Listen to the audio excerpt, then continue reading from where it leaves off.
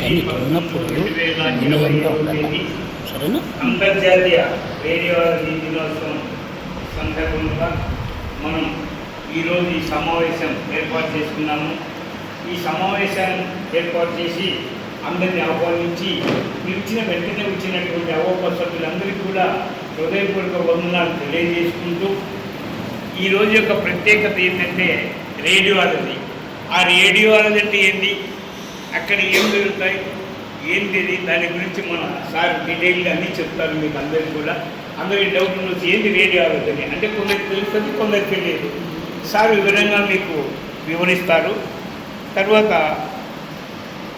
ఇక్కడ రేడియాలజీ పోషించే ముఖ్యమైన పాత్ర గురించి, అక్కడ ఏమేమి జరుగుతాయి అవన్నీ కూడా సార్ గారు వివరంగా చెప్తారు.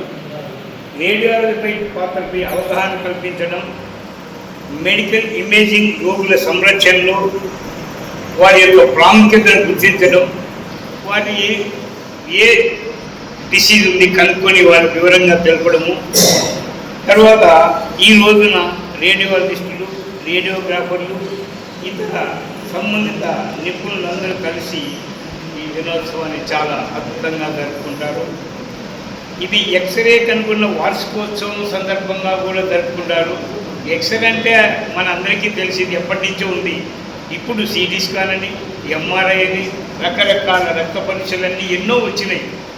ఇవన్నీ కూడా ఎప్పుడైతే మన టెక్నాలజీ పెరిగి వైద్యులు మంచి మంచి చదువులు చదివి ఇవన్నీ కూడా తెలుసుకొని ఎవరికైతే జబ్బులు ఉన్నాయో వారందరికీ కూడా వారి యొక్క జబ్బులను గుర్తించి తెలిపి మీకు ఇక్కడ ఇది తెలిసింది, మీరు సరైన వైద్యుల దగ్గర పోయి చికిత్స చేసుకోమని వాళ్ళు సలహా ఇస్తారు. చాలా మంచి ప్రాముఖ్యత కలిగినటువంటి దినోత్సవం రేడియాలజీ అంటే. అలా ఈరోజు మనం అవోప తరఫున సార్ గారిని, మేడం గారిని సన్మానించదలిసి ఈరోజు ఈ సమావేశాన్ని ఏర్పాటు చేసినాం. హాజరైన అందరికీ కూడా ధన్యవాదాలు. అలాగే ఇక్కడ అవోప ఏర్పాటు చేసి చాలా సంవత్సరాలైంది. ఈ అవోప ఏర్పాటు చేసినప్పటి నుంచి కూడా ఇక్కడ ప్రొద్దుటూరులో ఉన్నటువంటి దాతల సహాయంతో మేము ఎన్నో కార్యక్రమాలు చేస్తున్నాము. దాతలు ప్లస్ అవోప సభ్యులు, ప్రముఖులు, కొందరు చాలామంది వాళ్ళకు తోచినంత అడుగుదారిపై వెంటబడే మాకు సహాయం చేస్తున్నారు. వారు సహాయం చేస్తున్నారు కాబట్టి ప్రతి నెల 2వ ఆదివారం 140 మంది వృద్ధులకు ఓల్డేజ్ పెన్షన్ ఇస్తుంటాము.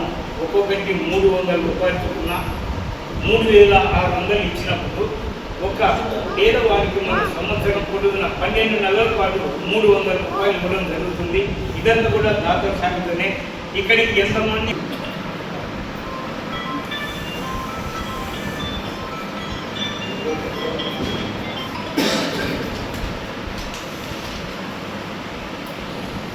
ఈరోజు అంతర్జాతీయ రేడియాలజీ జరుపుకుంటున్నాము.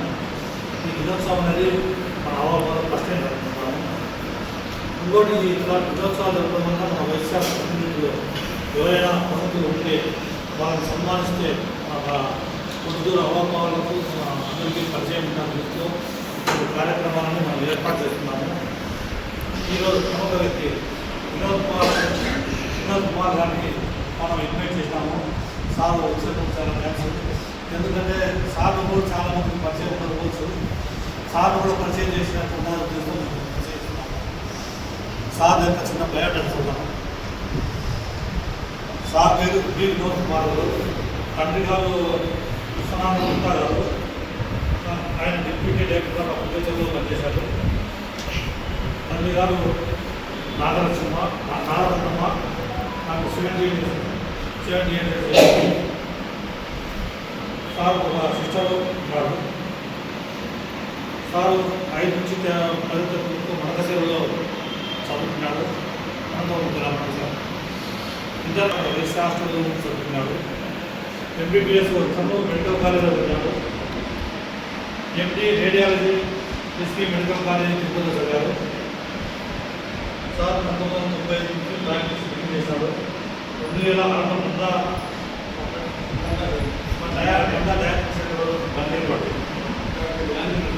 ఏర్పాటు చేశారు. ఇది ఫేమస్ అందరూ కాబట్టి మంచిగా ఉంటుంది. కానీ సార్ అని చాలా మంది లేదు పోయిస్తారు. తక్కువ వేయంతో ఇక్కడ టెస్ట్లన్నీ జరుగుతుంది. ఊళ్ళో కంటే తక్కువ రేటు. నందాలయ విషయంలో ప్రతి దానికి వాళ్ళు జ్ఞాపకం చేయగలరు. 1995లో సార్ మ్యారేజ్ చేస్తున్నారు. మేడం గారు పేరు అన్నదాత గారు. ఒక సార్కు అమ్మాయి ఒక అబ్బాయి తమ్మాయి. ఈమె ఎంబీఏ చదివింది. ఇప్పుడు హైదరాబాద్లో జాబ్ చేస్తుంది. సేఫ్ సార్ అందం సార్ కొడుకు పేరు నందం. ఎండి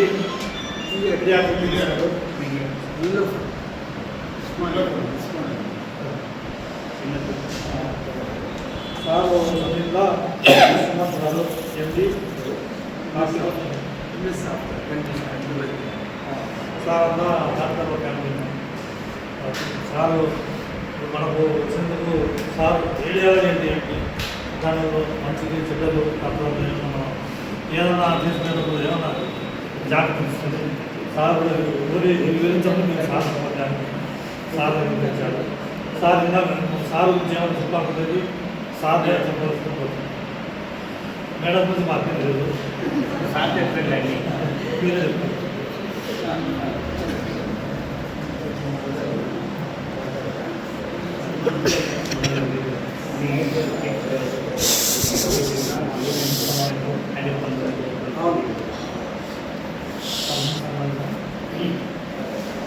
సార్ కాస్త సన్మానం చేస్తాం. సన్మానం చేసిన తర్వాత సార్